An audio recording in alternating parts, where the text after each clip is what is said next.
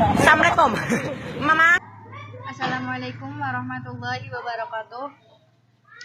Di video kali ini kami akan menjelaskan tentang tugas administrasi infrastruktur jaringan yang disusun oleh Novi Fitriani, Siti Tasya Kuratul, Siti Waisah, Sulki Aziz Muzaki, dan Syarofal Ihsan. Materi ini akan dijelaskan satu persatu oleh teman kami. Yang pertama, pengertian routing dan router. Routing adalah proses pengiriman data maupun informasi dengan meneruskan paket data yang dikirim dari jaringan satu ke jaringan lainnya. Berdasarkan pengiriman paket data routing dibedakan menjadi routing langsung dan routing tidak langsung. Routing langsung merupakan sebuah pengalamatan secara langsung menuju alamat tujuan tanpa melalui host lain. Routing tidak langsung merupakan sebuah pengalamatan yang harus melalui alamat host lain sebelum menuju alamat host tujuan. Jenis konfigurasi routing.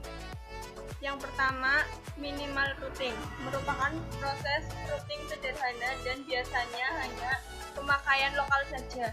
Yang kedua, static routing dibangun pada jaringan yang memiliki banyak gateway. Jenis ini hanya memungkinkan untuk jaringan kecil dan stabil. Yang ketiga, dynamic routing biasanya digunakan pada jaringan yang memiliki lebih dari satu rute. Dynamic routing memerlukan routing protokol untuk membuat tabel routing yang dapat memakan resource komputer. Router adalah perangkat keras dalam jaringan komputer yang berfungsi untuk menghubungkan dua atau lebih jaringan yang mempunyai protokol yang sama. Router memiliki beberapa jenis, diantaranya yang pertama, router aplikasi merupakan perangkat lunak atau program aplikasi yang dapat kita install pada komputer sehingga sistem operasi tersebut bisa berfungsi sebagai router. Beberapa contoh router aplikasi diantaranya WinRoute, WinGate, dan lain-lain. Yang kedua, router hardware merupakan perangkat keras pada jaringan komputer yang mempunyai fungsi sebagai router sehingga perangkat keras tersebut dapat membagi IP address. Yang ketiga, router PC merupakan sistem operasi yang diinstal pada komputer sehingga komputer tersebut mempunyai kemampuan untuk membagi jaringan. Jika ditinjau secara umum, jenis router ada dua macam, diantaranya yang pertama, router statik merupakan router yang mempunyai tabel routing statik sehingga harus disetting secara manual oleh administrator. Yang kedua, router dinamik merupakan router yang memiliki tabel routing dinamik yang memiliki kemampuan mendengarkan lalu lintas jaringan dan saling berhubungan dengan router yang lain. Kemudian, cara kerja router. Fungsi utama router adalah merutekan paket atau informasi. Sebuah router memiliki kemampuan routing, artinya router secara cerdas dapat mengetahui kemana rute perjalanan informasi atau paket akan dilewatkan. Apakah ditujukan untuk host lain yang satu network ataukah berada di network yang berbeda. Untuk menjalankan fungsi tersebut, router menggunakan tabel yang disebut dengan tabel routing atau routing table. Tabel routing juga berisi informasi bagaimana cara router tersebut mencapai suatu network. Tabel routing sangat penting karena digunakan router sebagai pedoman untuk mengirimkan setiap paket data yang diterima. Gambar ini merupakan ilustrasi mengenai cara kerja router. Pada gambar di atas terdapat dua buah network yang terhubung dengan sebuah router. Network sebelah kiri yang terhubung ke port 1, router mempunyai alamat network kelas C, yaitu 192.168.1.0. Dan network sebelah kanan terhubung ke port 2 dari router dengan network address masih menggunakan kelas C, yaitu 192.155.2.1.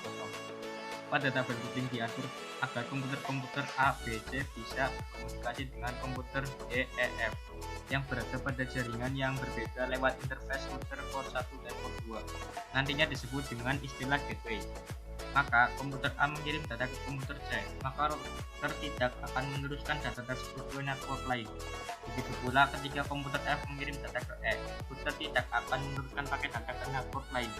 Barulah ketika komputer F mengirimkan data ke komputer B, maka router akan meneruskan paket data tersebut ke komputer lain. Macam-macam routing protokol. Routing protokol adalah protokol yang terdapat pada routing dynamic routing. Routing protokol bertugas untuk menentukan jalur terbaik yang akan dilewati oleh data serta memperbarui informasi tabel routing apabila terjadi perubahan jaringan. Masing-masing routing protokol yang telah dibahas di atas. 1. RIP, Routing Information Protocol. RIP merupakan routing protokol jenis distance vector. Pemilihan jalur routing berdasarkan jarak terdekat dari komputer ke tujuan. Jarak dari router ke tujuan ini disebut dengan hop count, sedangkan jarak antar router disebut dengan hop. RIP terdiri dari versi 1 dan 2. Kelebihan: 1. Mendukung VLMS dan CIDR. 2. Mudah dalam konfigurasi. 3. Tidak kompleks. 4. Mampu menonaktifkan auto summary route. 5. Mendukung mekanisme autentikasi. Kekurangan: 1. Tidak mendukung VLSM dan CIDR. 2. Memiliki batas maksimal 15 hop. 3. Tidak bisa menerima update informasi dari RIP versi 1. 4. Proses konvergensi yang lambat. 5. Melakukan update informasi terus menerus sehingga dapat membuat traffic menjadi pada.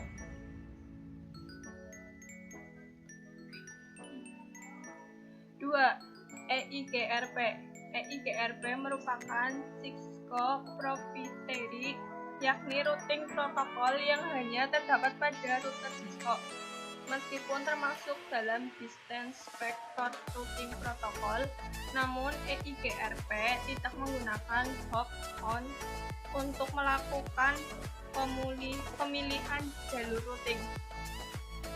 Untuk keperluan routing EIGRP mengelola 3 buah tabel, yaitu routing table berisi kumpulan entry routing yang digunakan oleh router, network table berisi informasi router yang terkoneksi secara langsung directly connected. Topologi table berisi keseluruhan jalur routing yang terdapat dalam topologi jaringan. EIGRP ini cocok digunakan untuk jaringan berskala kecil sehingga menengah. Kelebihannya: 1. Mendukung VLSM dan CIDR. 2. Memiliki hop count maksimal 224. Yang ketiga, proses konvergensi yang cepat. Keempat, memiliki jangkauan network yang lebih luas dari RIP. Kelima, mampu menonaktifkan auto summary route. Kekurangannya: 1.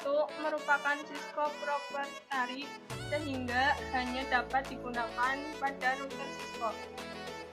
Yang kedua, melakukan update informasi terus-menerus. Yang ketiga, menggunakan lebih banyak resource router. Yang ketiga, OSPF. OSPF merupakan link state routing protokol di mana pemilihan jalur routingnya menggunakan kondisi link. Kelebihan: digunakan pada jaringan berskala besar. Yang kedua, mendukung VLSM dan CIDR. Yang ketiga, tidak memiliki batasan pada hop count. Yang keempat, merupakan open standar protokol sehingga bisa digunakan pada vendor yang berbeda. Yang kelima, proses conference yang cepat. Yang keenam, mendukung mekanisme autentikasi. Yang ketujuh, hanya melakukan update ketika terjadi perubahan jaringan. Kekurangan: mengkonsumsi banyak resource. Yang kedua, membutuhkan perencanaan dalam mendesain dan mengimplementasikannya dalam jaringan. Yang keempat yaitu ISIS, Intermediate System.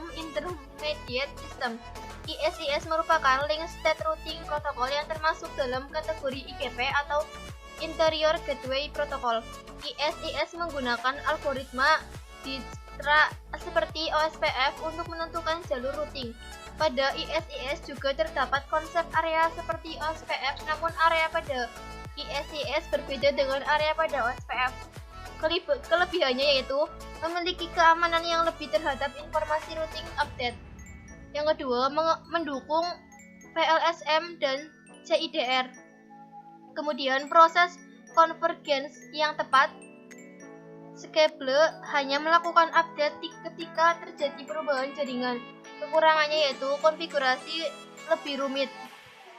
Yang kelima, BGP atau Border Gateway Protocol. BGP merupakan satu-satunya routing protokol yang berfungsi sebagai exterior gateway protocol. Kelebihannya yaitu yang pertama, lebih powerful dari routing protokol yang lain karena BGP berfungsi sebagai exterior gateway protocol. Yang kedua, mendukung VLSM dan CIDR. Kekurangannya, konfigurasi yang lebih kompleks. Default route. Default route adalah jalur default untuk paket yang mempunyai alamat network tujuan tertentu tetapi tidak dapat di routing stable router yang disinggahi. Default route digunakan untuk melakukan routing terhadap banyak IP yang tidak memungkinkan untuk dimasukkan satu persatu. Kelebihan, konfigurasi yang cukup simpel, cukup memasukkan satu perintah maka semua route akan dapat dilewati. Kekurangannya, terdapat routing yang tidak diperlukan karena default route kemungkinan semua router akan menerima routing yang tidak diperlukan. Hal ini dapat menaikkan penggunaan hardware dan membuat router menjadi lebih lemot atau lelet. Multiple gateway. Saat ini diasumsikan bahwa gateway default host lebar adalah gateway yang ditentukan pada jaringan logis over NIC. Fitur ini akan memungkinkan pengguna untuk menentukan gateway per jaringan logis. Kebutuhan untuk gateway per jaringan telah muncul dari kebutuhan untuk mendukung jaringan host lain, bukan jaringan VN. Di samping yang manajemen, beberapa kode gateway akan dipanggil setiap kali antarmuka DHCP naik atau turun, dan akan membuat dan menghapus aturan yang diperlukan setiap kali dipanggil. Untuk antarmuka yang dikonfigurasi secara statis, itu akan dipanggil sekali selama HTTP network dan sekali selama dari network. Ini berjalan akan menempatkan script init yang pada gilirannya akan dipanggil selama epoch dan breakdown. Paket forwarding. Paket forwarding adalah penyiaran paket dari satu segmen jaringan ke segmen lain melalui node dalam jaringan komputer. Fungsi paket forwarding membuka akses terhadap perangkat dan pada jaringan lokal untuk bisa diakses dari internet. Dalam prakteknya, paket data tidak diteruskan kemana-mana pada jaringan, namun hanya untuk perangkat dalam domain broadcast, membuat siaran menjadi relatif kurang umum daripada penyiaran tapi mungkin utilitas dan signifikansi teoritis yang lebih besar. Multicasting, di mana sebuah paket diseleksi secara selektif dan salinan dikirim ke masing-masing kumpulan penerima. Mikrotik brigading, pengertian dan konfigurasi dasar. Pengertian yang pertama, pengertian brigading. Brigading adalah suatu teknik untuk menggabungkan beberapa interface router menjadi satu segmen jaringan. Yang kedua, konfigurasi brigading. Setelah semuanya terhubung seperti gambar di atas, kita akan membuat interface bridge pada router mikrotik 1. Untuk langkah konfigurasinya adalah sebagai berikut. Jika melalui perintah teks CLI, perintahnya adalah pertama, interface bridge add name sama dengan jembatan 1. Setelah itu kita cek menggunakan perintah interface bridge print. Setelah interface bridge-nya selesai dibuat, sekarang kita masukkan interface header 1 dan header 2 ke dalam interface bridge jembatan 1. Perintah teks CLI-nya adalah interface bridge for add interface sama dengan header 1 bridge sama dengan jembatan 1. Interface bridge for add interface sama dengan header 2 bridge sama dengan jembatan 1. Setelah itu kita cek menggunakan perintah text interface bridge ke port print.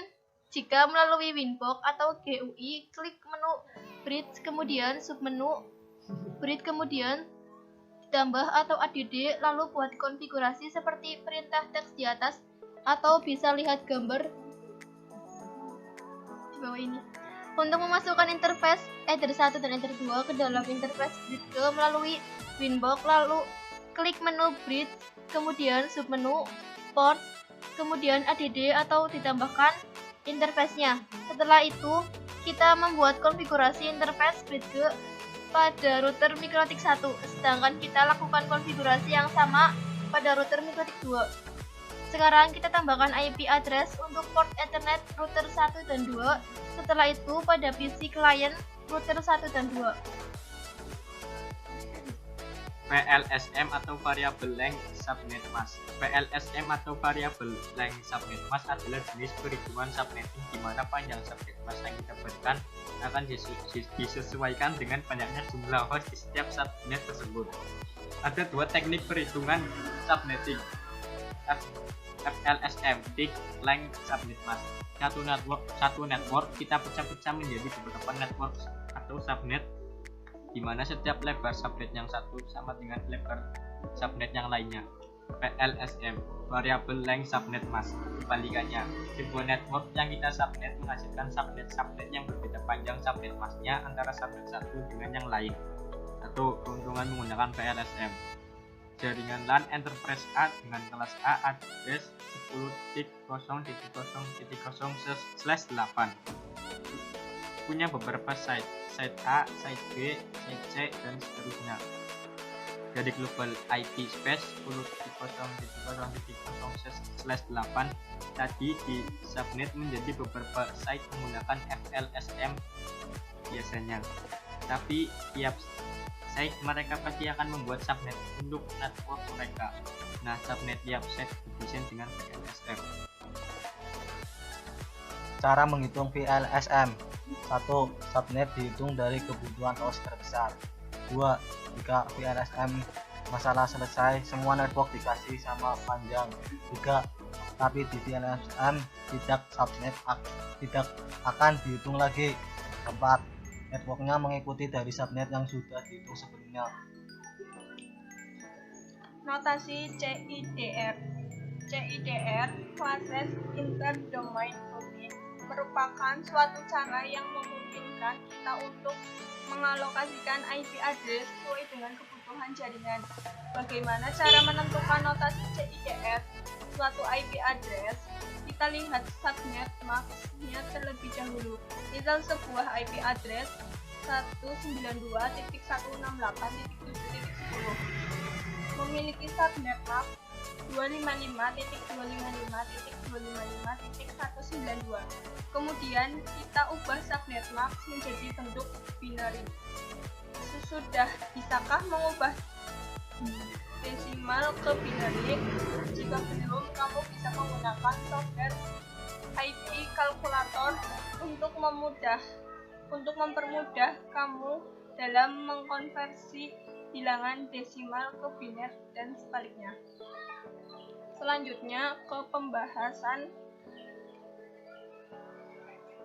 kita ubah subnet mask menjadi bentuk binary 255.255.255.192 sama dengan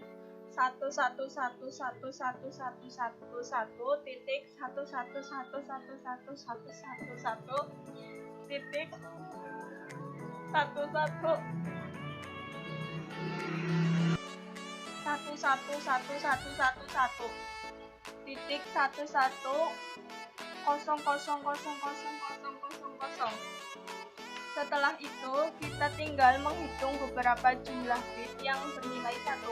Kemudian, karena jumlah bit 1 ada 26, maka tanda prefiksnya adalah /26, sehingga penulisan subnet max-nya menjadi 192.168.7.10/26. Pengertian tabel routing dan fungsinya. Tabel routing atau tabel routing adalah tabel yang berisi informasi keberadaan network, baik network yang terhubung langsung maupun network yang terhubung tidak langsung. Tabel ini juga berisi informasi bagaimana cara router tersebut mencapai suatu network. Fitur-fitur entry tabel routing: directory connected network, yang kedua static routers, yang ketiga dynamic routers, yang keempat default routers. Informasi yang ada di tabel routing: yang pertama CST address, yang kedua graph SRC, yang ketiga gateway, yang keempat distance. Kemudian protokol routing link state.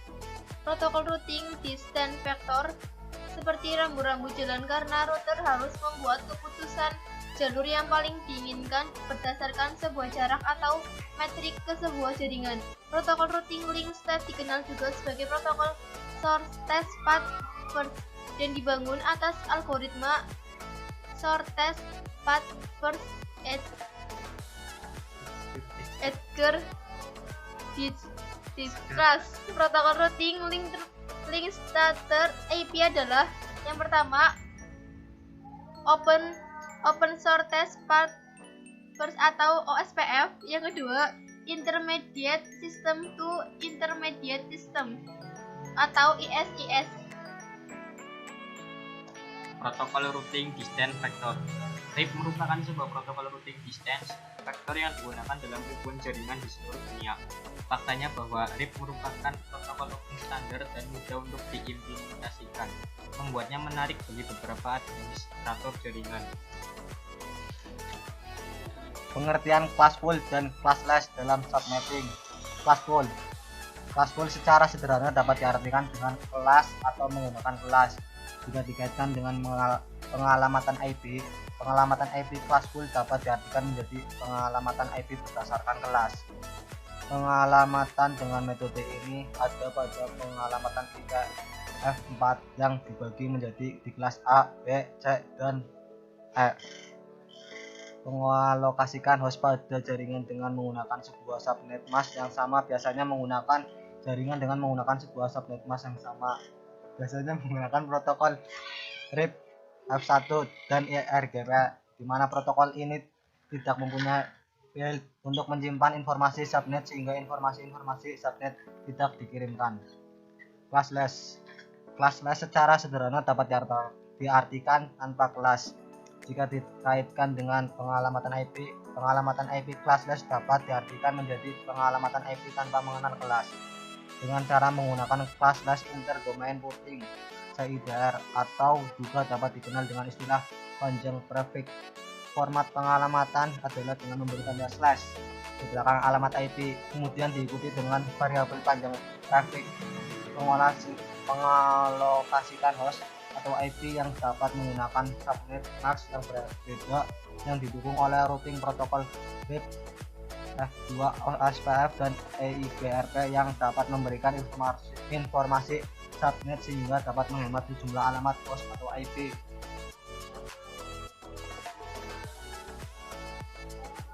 Metrik pada router. Metrik adalah suatu nilai yang digunakan untuk mencapai suatu jaringan. Semakin nilai metrik, maka akan memiliki jalur terbaik. Dua jenis metrik yang digunakan beberapa routing protokol adalah hop count. Metode ini menghitung jumlah router yang harus dilalui paket sebelum sampai ke tujuan. Setiap router bernilai 1 hop. Bandwidth menghitung akumulasi bandwidth tertinggi. Administrative distance. Administrative distance adalah kriteria pertama yang digunakan oleh router untuk menentukan routing protokol yang harus dijalankan. Jika terdapat dua routing protokol yang menyediakan jalur untuk tujuan yang sama. AD adalah sebuah ukuran trustworthiness dari Source of Routing Information. AD hanya mempunyai local significance dan tidak melakukan advances dalam routing update. Nilai AD yang lebih kecil lebih dipercaya atau reliable. Contoh, jika sebuah router menerima informasi tentang jalur menuju jaringan tertentu dari Open Source Test Path First atau OSPF, Default Administrative Distance, dan Interior Gateway Routing Protocol atau IGRP. Router akan memilih IGRP karena IGRP lebih dipercaya atau reliable karena memiliki AD yang lebih kecil dibandingkan OSPF. Jika source address untuk IGRP hilang atau tidak dikenal, maka router akan memilih atau menjalankan routing OSPF sampai IGRP aktif kembali.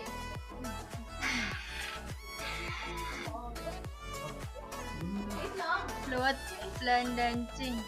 Load balancing adalah teknik untuk mendistribusikan beban trafik pada dua atau lebih jalur koneksi secara seimbang agar trafik dapat berjalan optimal. Memaksimalkan throughput, memperkecil untuk tanggap, dan menghindari overload pada salah satu jalur koneksi. Load balancing digunakan pada saat sebuah server telah memiliki jumlah user yang telah melebihi maksimal kapasitasnya. Load balancing juga mendistribusikan beban kerja secara merata di dua atau lebih komputer, link jaringan CPU, hard drive, atau sumber daya lainnya untuk mendapatkan pemanfaatan sumber daya yang optimal. Sekian penjelasan dari kelompok kami, kurang lebihnya mohon maaf. Terima kasih.